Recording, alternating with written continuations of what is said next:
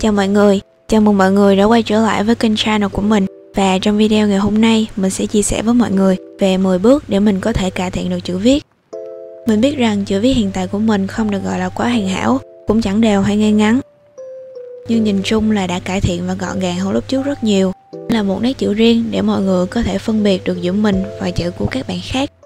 Mình mong rằng video này sẽ giúp ích được cho mọi người và đặc biệt là những bạn đang mong muốn cải thiện chữ viết trông gọn gàng hơn.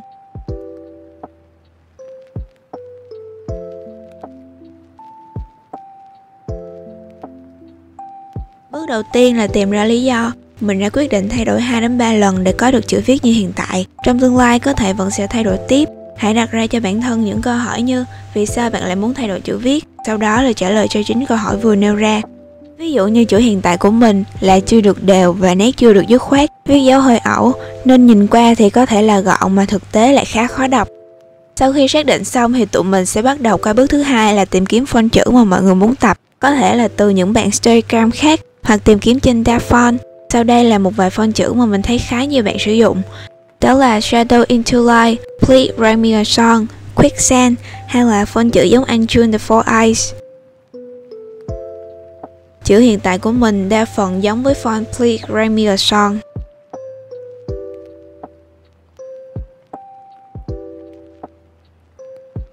Hãy biến font chữ mà bạn vừa tìm được trở thành font chữ của riêng bạn, hoặc thay đổi nét chữ cũ để tạo ra một font mới.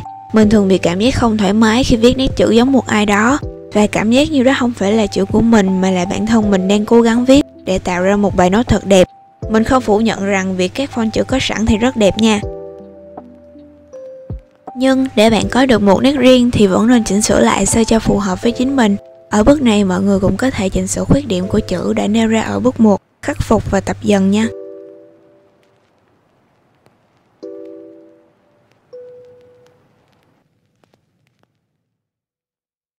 Sau đó thì tụi mình sẽ tập viết bảng chữ cái và ghép thành một câu.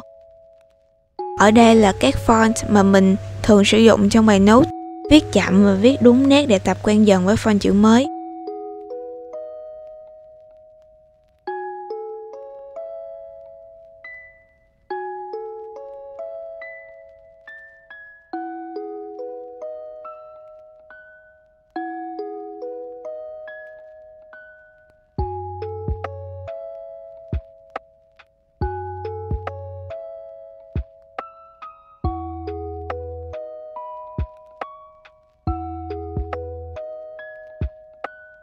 Bước 4 sẽ là tìm loại bút phù hợp để luyện tập.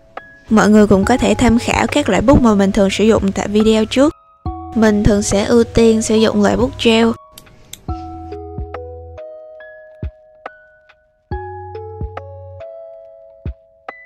Ở đây mình có Pentel Energel Metal Tip hoặc là Needle Tips.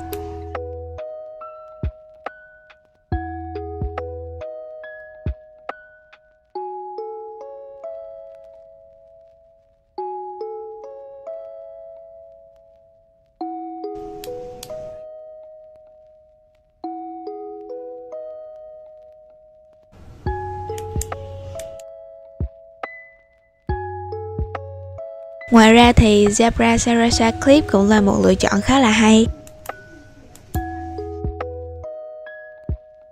Uniball Signal RT có ngòi khá là nhỏ. Mọi người cũng nên sử dụng loại ngòi phù hợp với mình. Ví dụ như là 0.38, 0.5 hay 0.7. Ngòi bút càng nhỏ thì sẽ càng khó viết, nhưng nếu mà tập quen dần á, thì nét chữ của bạn sẽ rất là đẹp.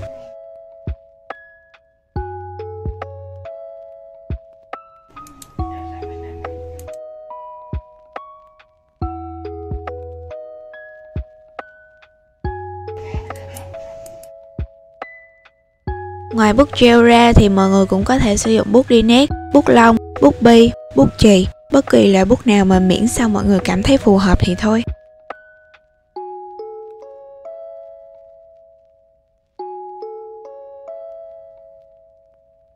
Đến bước 5 thì mình sẽ tìm loại giấy để viết và luyện tập.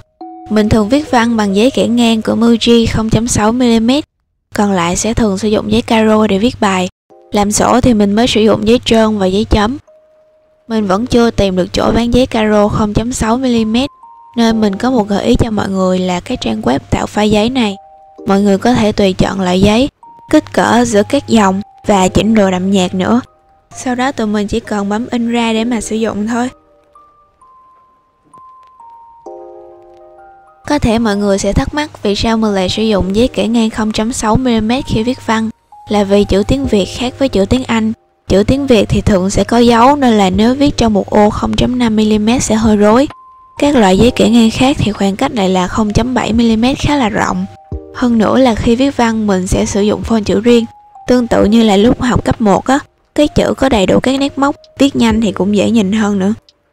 Giữ khoảng cách khi viết là một trong các tips để mọi người có thể giữ được cho chữ viết gọn gàng hơn. Khi khoảng cách đều nhau sẽ tạo cảm giác đồng bộ dễ nhìn, cho dù chữ có không rõ ràng giống như mình thì tổng quan vẫn có thể chấp nhận được.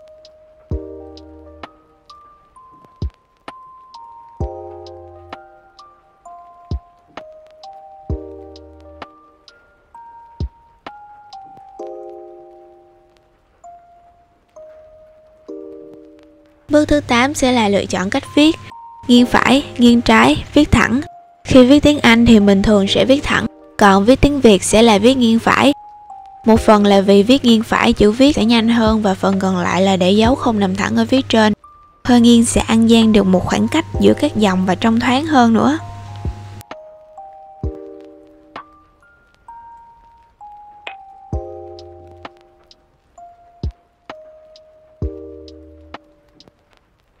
Dòng kẻ giấy cũng là một điểm đáng lưu ý. Mọi người có thể viết trên dòng kẻ, giữa hai dòng hay là viết dưới dòng kẻ, tùy mọi người nha. Thường thì nếu giấy kẻ nhạt như Muji mình sẽ viết trên dòng kẻ để viết chữ được thẳng hơn. Nhưng đối với giấy đậm như là giấy cao lông thì mình sẽ ưu tiên việc viết chữ dòng. Dạo gần đây mình cũng thường xuyên viết chữ giữa dòng để giữ được cho chữ nằm gọn trong một ô. Bước cuối cùng sẽ là luyện tập. Bất cứ khi nào có thể mọi người hãy tập theo phông chữ mà mình mong muốn, viết chậm rãi để quen dần và tăng tốc độ sau khi đã thành thạo.